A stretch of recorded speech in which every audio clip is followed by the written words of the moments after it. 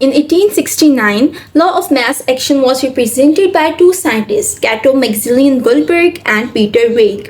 What did they say? The rate at which two substances reacts is directly proportional to its active masses.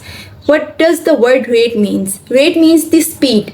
किसी भी reaction की जो speed है वो किसके ऊपर डिपेंड कर रही है? उसकी रिएक्टिंग सब्सटेंसेस की एक्टिव मैसेज के ऊपर। जो उस रिएक्शन में सब्सटेंसेस रिएक्ट कर रही हैं उनके एक्टिव मैसेज के ऊपर उस रिएक्शन की स्पीड डिपेंड कर रही है। अच्छा, एक्टिव मैस क्या है? जो कि हमारी रिएक्शन की स्पीड को डिफाइन करता है। हमारे पास एक्टिव मैस क्या है? एक्टिव मैस हम कहते हैं कंसंट्रेशन को। अब मोलर कंसंट्रेशन यहाँ पे मैंने लिखा है, मोलर क्यों लिखा हुआ है? क्योंकि केमिस्ट्री में हम जब भी किसी चीज़ की कंसंट्रेशन या उसके मैस की बात करते हैं तो हम हमेशा मोल्स की बात करते हैं। मोल्स क्या होते हैं? One mole is equal to 6.02 multiplied by 10⁻23 molecules.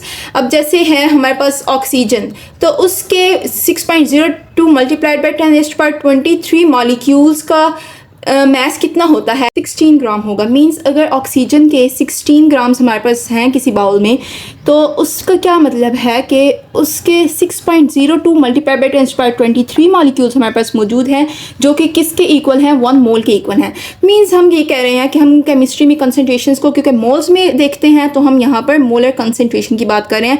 यहाँ पर हम डेली लाइफ में ग्राम का वर्ड यूज़ करते हैं, लेकिन केमिस्ट्री में हम क्योंकि मोल्स का वर्ड यूज़ करते हैं तो हम इसको 1 मोल कह रहे हैं 16 ग्राम को। तो इसी तरह अगर कोई भी सब्सटेंस हमारे पास रिएक्ट कर रही है, उसकी जो मोलर कंसंट्रेशन है, उसकी जो अमाउंट है वो जितनी ज़्यादा होगी, उसका एक्टिव मैस जितना ज़्यादा होगा उतना हमारे पास रेट ज़्यादा होगा। अच्छा, अब मोलर कंसंट्रेशन क्या होती है? Moles per volume, means per unit volume में एक स्पेसिफिक एरिया में कितने मोल्स प्रेजेंट हैं। सपोज करें हमने 2 बीकर्स लिया है और उसमें हमने 20 लीटर्स ऑफ वाटर ऐड कर दिया है और हमारा पर्पज़ क्या है इस रिएक्शन का कि हमने एक सैचुरेटेड सॉल्ट सॉल्यूशन बनाना है जिसमें हमारे पास जो साल्ट है वो मैक्सिमम ऐड हो चुका हो वाटर में। तो अगर हम एक बीकर में 1 ग्राम ऑफ सॉल्ट ऐड कर रहे हैं और उसको हम मिक्स होने के लिए छोड़ देते हैं 1 मिनट के लिए, और दूसरे ही बीकर में हम 10 ग्राम ऑफ सॉल्ट ऐड कर रहे हैं और उसको भी हम मिक्स होने के लिए छोड़ देते हैं 1 मिनट के लिए, थोड़ी देर बाद हम देखेंगे तो ये ऑलमोस्ट सैचुरेटेड सॉल्यूशन बन चुका होगा क्योंकि इसमें ज़्यादा अमाउंट हमने सॉल्ट की ऐड की थी। और उतने ही अगर टाइम हम देखें तो हमारे पास जस्ट 1 ग्राम ऐड किया था हमने यहाँ पे, तो हमें दोबारा से 1 ग्राम ऐड करना पड़ेगा और हम चेक करेंगे अगर क्या हमारे पास अब सैचुरेटेड सॉल्यूशन प्रिपेयर हुआ है। अगर नहीं प्रिपेयर हुआ तो हमें दोबारा से 1 ग्राम ऐड करना पड़ेगा दोबारा से, और ये हमें ये कितने टाइम्स रिपीट करना पड़ेगा? 10 टाइम्स हमें यही प्रोसेस रिपीट करना पड़ेगा। हमें 1 ग्राम करके साल्ट ऐड करना पड़ेगा। तो यही काम हमने एक ही बार में लेकिन यहाँ पर कर लिया था। हमने एक ही बार में 10 ग्राम जस्ट ऐड किए थे और हमारे पास सैचुरेटेड सॉल्ट सॉल्यूशन बन गया था। मीन्स क्या है कि हमारे पास जो ये रिएक्शन की स्पीड है वो ज़्यादा है और इस रिएक्शन की स्पीड कम है। क्यों? क्योंकि हम यहाँ पे थोड़ी थोड़ी अमाउंट यहाँ पे हम ऐड कर रहे हैं। तो यही बात हमें लॉ ऑफ मैस एक्शन में बताई जा रही है कि हमारे पास रिएक्शन की जो स्पीड है वो ज़्यादा होगी अगर हमारे पास एक्टिव मैस ज़्यादा होगा। जैसे यहाँ पर हमने 10 ग्राम अगर ऐड किया था तो हमारे पास रिएक्शन की स्पीड ज़्यादा थी। इसी तरह यही बात हम कह रहे हैं कि अगर हम कंसंट्रेशन ज़्यादा ऐड कर रहे हैं, एक्टिव मैस क्योंकि कंसंट्रेशन के ऊपर डिपेंड कर रहा है, डेंसिटी के ऊपर डिपेंड कर रहा है, अगर हम अमाउंट ज़्यादा ले रहे हैं एक वॉल्यूम लिमिटेड वॉल्यूम में, एक स्पेसिफाइड वॉल्यूम में हम अमाउंट ज़्यादा ऐड कर रहे हैं तो हमारे पास उसी रिएक्शन की स्पीड ज़्यादा हो जाएगी, डबल हो जाएगी अगर हम डबल अमाउंट ऐड कर रहे हैं तो।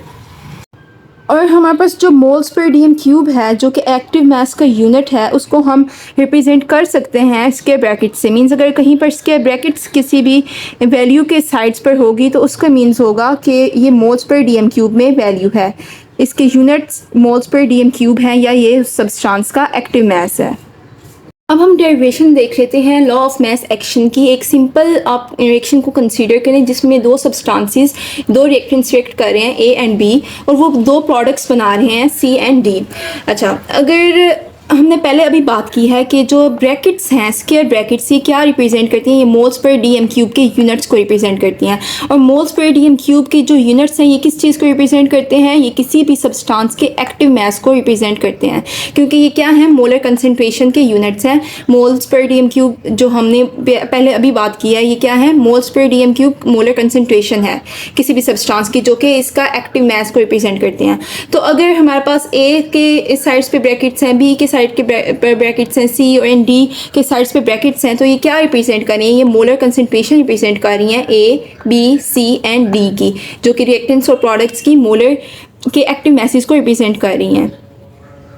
अच्छा, इसके बाद अगर हम यही लॉ ऑफ मैस एक्शन को अप्लाई करते हैं एक सिंपल रिएक्शन के ऊपर, तो हमने क्या कहा था कि जो लॉ ऑफ मैस एक्शन क्या कहता है कि रेट जो है फॉरवर्ड रिएक्शन का या रिवर्स रिएक्शन का, किसी भी रिएक्शन का जो रेट है वो डायरेक्टली प्रोपोर्शनल है। रेट फॉरवर्ड रिएक्शन का वो क्या है, डायरेक्टली प्रोपोर्शनल है active message of to substances. Active message क्यों हम इसको बोल रहे हैं, क्योंकि हमने स्क्वायर ब्रैकेट्स लिख दिया। स्क्वायर ब्रैकेट्स का मतलब होता है एक्टिव मैसेज। तो हमारे पास टू रिएक्टिंग सब्सटेंसेस के जो प्रोडक्ट है एक्टिव मैसेज का, उसके डायरेक्टली प्रोपोर्शनल है हमारा रेट ऑफ फॉरवर्ड रिएक्शन। अच्छा, इसी तरह अगर हम प्रोपोर्शनलिटी साइन को जब रिमूव करते हैं तो हम एक कांस्टेंट के एफ लिखेंगे जो कि फॉरवर्ड रिएक्शन का कांस्टेंट है, और साथ में हमारे पास जो रिएक्टेंट्स की जो एक्टिव मैसेज हैं वो हम सिंपली वैसे ही लिख लेंगे। इसी तरह जब हम अप्लाई करते हैं लॉ ऑफ मैस एक्शन को एक रिवर्स रिएक्शन के ऊपर या किसी भी रिएक्शन के ऊपर, चाहे वो फॉरवर्ड है रिवर्स है, सेम फार्मूला होगा, सेम मेथड होगा। हमारे पास वो मेथड क्या है कि जो रेट ऑफ फॉरवर्ड या रिवर्स रिएक्शन है वो क्या है, डायरेक्टली प्रोपोर्शनल है प्रोडक्ट के एक्टिव मैसेज के। एक्टिव मैसेज जो हैं उनके प्रोडक्ट के वो डायरेक्टली प्रोपोर्शनल है। अब वो रिएक्टिंग सब्सटेंसेस के जो एक्टिव मैसेज हैं उनके वो प्रोडक्ट के डायरेक्टली प्रोपोर्शनल है हमारे पास रेट ऑफ रिवर्स रिएक्शन। यही चीज़ हमने इस रिवर्स रिएक्शन के ऊपर अप्लाई कर दिया, और प्रोपोर्शनलिटी साइन को हम रिमूव करके इक्वल टू का साइन ऐड कर रहे हैं, और साथ में कांस्टेंट ऑफ रिवर्स रिएक्शन हम ऐड कर रहे हैं। अच्छा, इसके बाद आगे हम मज़ीद डेरिवेशन करते हैं, क्योंकि हम ये बात जानते हैं कि कोई भी रिवर्स रिएक्शन जो होता है उसका जो अल्टीमेट फेट है वो क्या है, इक्विलिब्रियम का एस्टैब्लिशमेंट होना। क्योंकि कोई भी रिवर्स रिएक्शन कभी भी कंप्लीट नहीं होता, वो हमेशा इक्विलिब्रियम एस्टैब्लिश करता है, जिसमें रेट ऑफ फॉरवर्ड रिएक्शन और रेट ऑफ रिवर्स रिएक्शन क्या हो जाते हैं, इक्वल हो जाते हैं। तो अगर हमने क्योंकि यहाँ पर एक रिवर्स रिएक्शन कंसीडर किया था, तो ऑफकोर्स यहाँ पर जब इक्विलिब्रियम एस्टैब्लिश होगा तो इसका जो रेट ऑफ फॉरवर्ड रिएक्शन है और रेट ऑफ रिवर्स रिएक्शन है ये क्या हो जाएंगे, आपस में इक्वल हो जाएंगे। और हमने अभी दो वैल्यूज़ निकाली हैं, रेट ऑफ फॉरवर्ड रिएक्शन की और रेट ऑफ रिवर्स रिएक्शन की। वो हम यहाँ पर पुट कर देंगे। रेट ऑफ फॉरवर्ड रिएक्शन किसके इक्वल है, इस चीज़ के इक्वल है, उसकी वैल्यू हमने यहाँ पर पुट कर दी है, और कांस्टेंट इनटू प्रोडक्ट रिएक्टेंट्स की कंसंट्रेशन, एक्टिव मैसेज जो कि हैं रिएक्टेंट्स के। फिर हमने आर की जो कि रेट ऑफ रिवर्स रिएक्शन है उसकी भी वैल्यूज़ पुट कर ली हैं। अगर हम कांस्टेंट्स को जो कि के आर और के एफ हैं इनको एक साइड पे ले जाएं, और जो रिएक्टेंट्स एंड प्रोडक्ट्स हैं उनको एक साइड पर ले जाएं, तो हमारे पास एक रेशो आ रही है के एफ एंड के आर की। अगर हम लिटरेचर में देखें तो के एफ एंड के आर की जो रेशो है रेट ऑफ फॉरवर्ड रिएक्शन कि जो कांस्टेंट है और जो रेट ऑफ रिवर्स रिएक्शन का कांस्टेंट है, इसकी जो रेशो है वो किसके इक्वल होती है, के सी के इक्वल होती है, जो कि हमारे पास इक्विलिब्रियम कांस्टेंट है। अगर हम इसके आगे वैल्यू को देखें जो कि किसके इक्वल आ रही है, प्रोडक्ट के जो एक्टिव मैसेज हैं उनके प्रोडक्ट के डिवाइडेड बाय एक्टिव मैसेज जो हैं रिएक्टेंट्स के उनके प्रोडक्ट के इक्वल आ रही है। तो हमारे पास अगर कोई भी सिंपल रिएक्शन हो तो उसकी हम सिंपल के सी की जो वैल्यू है वो हम इस तरह से फाइंड कर सकते हैं। हम उसके जो एक्टिव मैसेज प्रोडक्ट्स के हैं वो हम न्यूमरेटर में लिखते हैं, और जो डिनोमिनेटर में है वो हम एक्टिव मैसेज लिखते हैं रिएक्टेंट्स के। Hopefully the concept of law of mass action is clear to you. If there is any query you can ask in the comment section, and also subscribe the channel. Thank you.